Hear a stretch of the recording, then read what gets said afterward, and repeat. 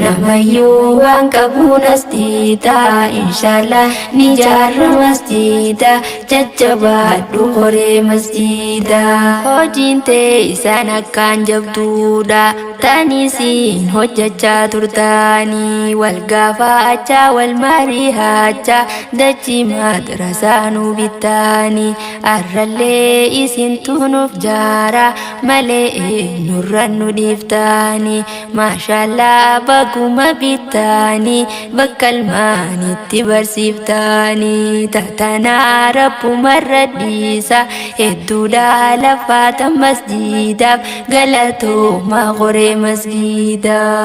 Sheekh Abdoos jechuun sheekha keenya masjida kan jaarre maateenya qorqorroodha masjidni keenya mee ilaala dubbii ammeenya qorqorroodha masjidni keenya mee ilaala dubbii ammeenya maafus ta'u warri ganda keenya gaaf qorraa qabbanaan nu fiixa gaaf aduu howwaatu nu fiixa gaaf gannaa qorqorroo dhimmiisa afataa keenya nurra jiisa obsumaan keessa wal barsiisaa jirra hawaasni maaliif nu dhiisa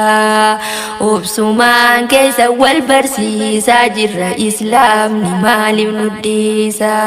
tatanaa rabbumarra dhiisa koonistiiraakshina masjidaatiif hawaasni ganaas dhiita galatooma horee masjida namayyuu waan qabuunas dhiita inshallah ni jaarra masjida jajjabaadhu horee masjida meenarraa dhageessiifin hima hubadhuun gahee daransaati namallee dirrabbii barsiisaa taasitiifis numa qaraati dirrabbii kana nuuf gobsiisuun tun gahee hawaasaati manallee gurguddaa qabdaanii namni keessan jiru fakkaatti osumaa kaatanii ol baatan deemtan karaa baadiyyaadhaati ayyoo guutuuf abbaan guddaanu mataa rashiitii karaatiin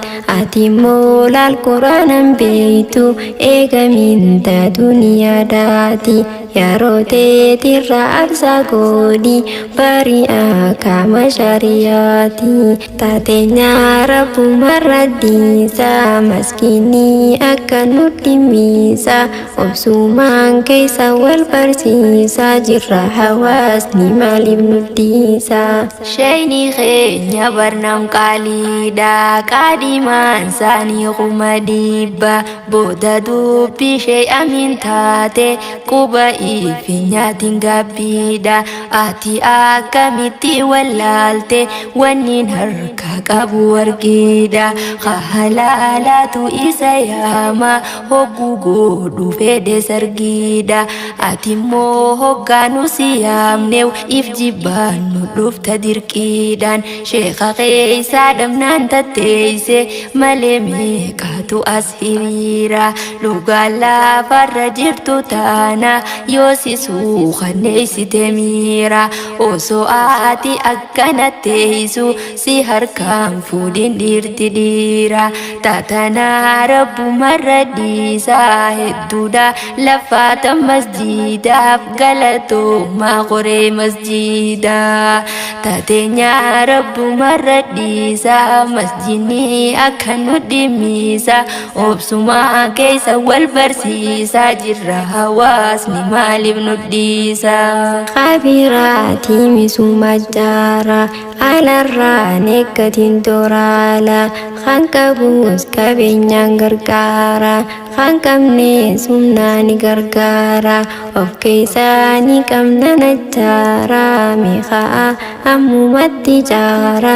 inshallah rabbiin nu gargaara tatanaa rabbumarra dhiisaa hedduudha lafaata masjidaaf galatooma horee masjida